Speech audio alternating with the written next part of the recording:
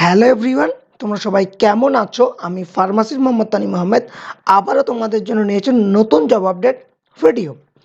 আজকে আমরা দেখতে চলেছি ইন্ডিয়ান রেলওয়ে ফার্মাসি রিক্রুটমেন্ট, যেখানে একটা ভালো খবর, ইমেলের মাধ্যমে তুমি অ্যাপ্লাই করতে পারবে। স্যালারি আছে 45K এবং সেই ভ্যাকান্সিটির ব্যাপারে বিস্তারিত দেখবো আমরা আজকের ভিডিওতে। So welcome to pharmacist Tanim channel.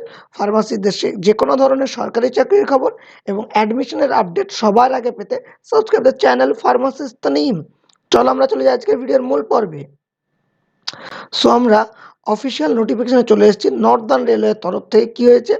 Interview for the engagement the candidates against vacancies existence in the paramedical categories on contract basis. So paramedical ক্যাটাগরিতে এনগেজমেন্টের জন্য ইন্টারভিউটা রাখা হয়েছে। কাদের? ক্যাটাগরি হচ্ছে ফার্মাসিস্ট। অ্যান্ড স্যালারি কত আছে? 45,091 টাকা। এজ লিমিট 20 থেকে 35, যদিও SC ST OBCদের ছাড় আছে, সেটা আমি নিচে তোমাদেরকে দেখাচ্ছি। কোয়ালিফিকেশন কি? 10+2 science equivalent with the 2-year diploma in pharmacy, registration with the Pharmacy Council of India or with the State Pharmacy Council। তার মানে হচ্ছে 10+2 মানে HS এ সায়েন্স থাকতে হবে, এবার এইচএসের পরে তারপরে তোমাকে ডি ফার্ম থাকতে হবে, আবার ডি ফার্ম। ঠিক আছে, ডি ফার্মের সঙ্গে তোমাকে রেজিস্টার্ড ফার্মাসিস্ট হতে হবে আন্ডার দ্য ফার্মেসি কাউন্সিল বা state pharmacy council. Actually state pharmacy কাউন্সিলের আন্ডারে তোমার রেজিস্ট্রেশন থাকলেই তুমি ফার্মেসি কাউন্সিলের আন্ডারে ফার্মাসিস্ট হয়ে যাচ্ছ। আর এখানে পোস্ট কতগুলি আছে? এখানে পোস্ট আছে কিন্তু একখানা। আর ক্যাটাগরি মেডিকেল ক্যাটাগরি C2। এছাড়াও এখানে যে রেডিওগ্রাফার বা ল্যাব অ্যাসিস্ট্যান্টের ভ্যাকেন্সি আছে এবং স্যালারিগুলো তোমরা দেখতে পাচ্ছ। যদি আমরা ফার্মাসিস্টটা মূলত দেখবো। এবার সবথেকে যেটা ইম্পর্টেন্ট সেটা হচ্ছে এখানকার যে তোমরা ওয়েবসাইট দেখতে পাচ্ছ nrindianrailway.govt.in, এখানে গিয়ে তোমার নোটিশটি পাবে। তবে ইন্টারেস্টিং ব্যাপার, ইমেল আইডির মাধ্যমে তুমি অ্যাপ্লাই করতে পারবে। কোথায় কিভাবে? এই যে ইমেল আইডি এখানে দেওয়া আছে personaldepartmentmb@gmail.com। এইখানে তোমাকে মানে অ্যাপ্লাই করতে হবে। তার সঙ্গে কি অ্যাপ্লিকেশন ফর্মে ডিক্লারেশন দিতে হবে, সেটা আমি নিচে দেখিয়ে দিচ্ছি। সিঙ্গেল পিডিএফে কবে লাস্ট ডেট? কবে লাস্ট ডেট হচ্ছে 18 আওয়ার্স মানে 6টা। তারপরে হচ্ছে কত?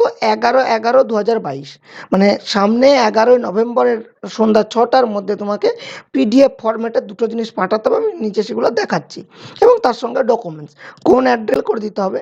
ওদের ডকুমেন্টের certificate, DT birth certificate, academic certificate and relevant as per the recruitment along with the caste certificate in PDF in a single format on and before. মানে এই টাইমটাই আমি রিকোয়ার্ড ডকুমেন্টস অফ ডিটেলসের নিচে দেখাচ্ছি।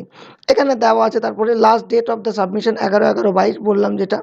Age will be counted on 11/11/2022। Age limit for SC ST 5 years, OBC 3 years. তাহলে এখানে যে 20 থেকে 35 বছর এজ লিমিট দেওয়া আছে, সেখানে কিন্তু SC ST হলে 5 বছর মানে 40, আর OBC হলে কিন্তু 38।